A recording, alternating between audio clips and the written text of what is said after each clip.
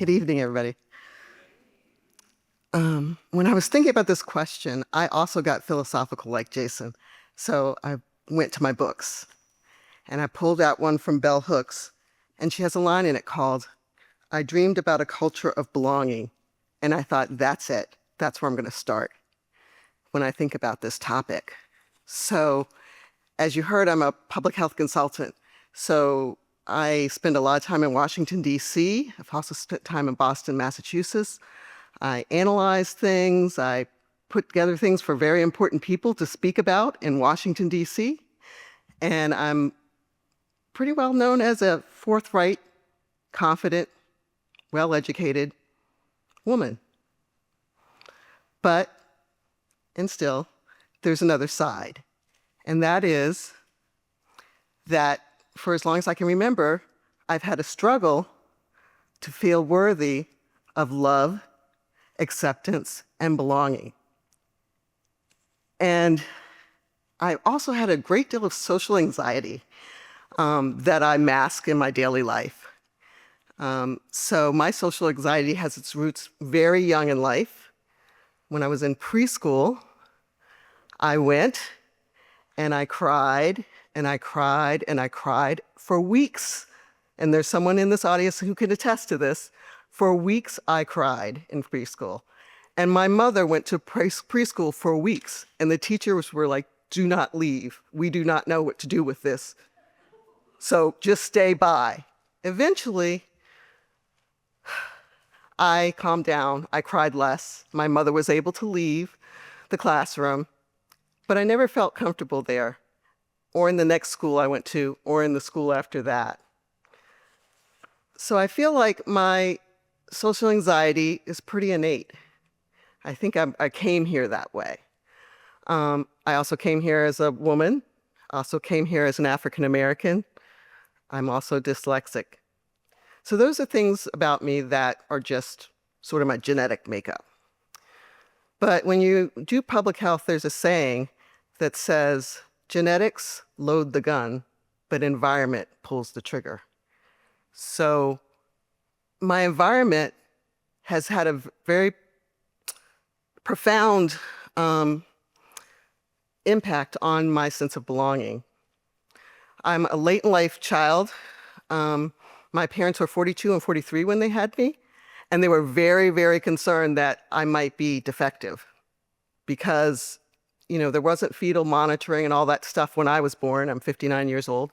So they were concerned I might have Down syndrome or be in some other way impaired. And they discussed it. They said, "What will we do?"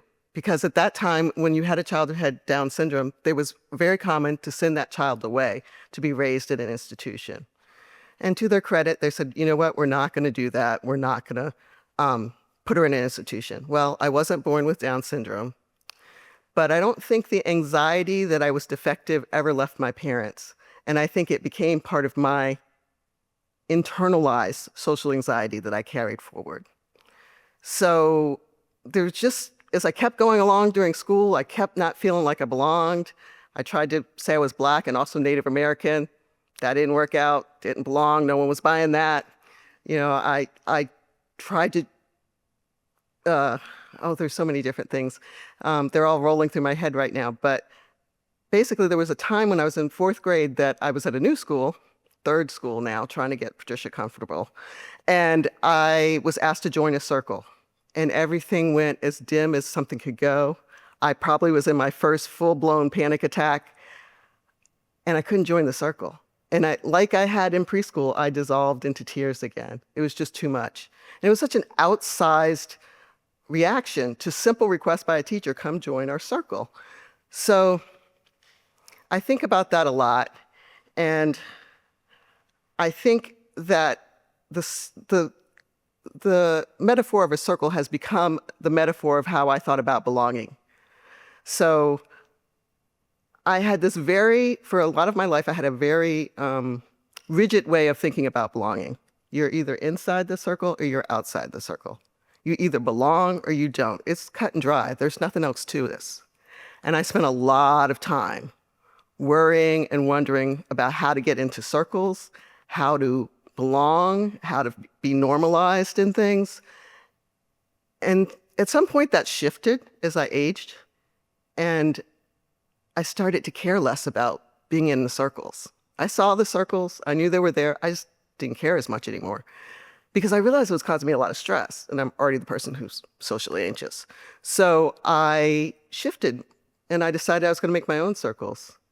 That what was important to me was to create a place where I wanted to live and love and be happy, and to choose the people that were in my circle. And that has been an infinitely rewarding shift for me. So that's really what I wanted to share tonight, was that shift. And as I went through it all, I started with bell hooks, but I wanted to end this evening with another quote. And this one is from James Baldwin. It says, "The place in which I will fit will not exist until I make it." So that's my experience of blind. Okay.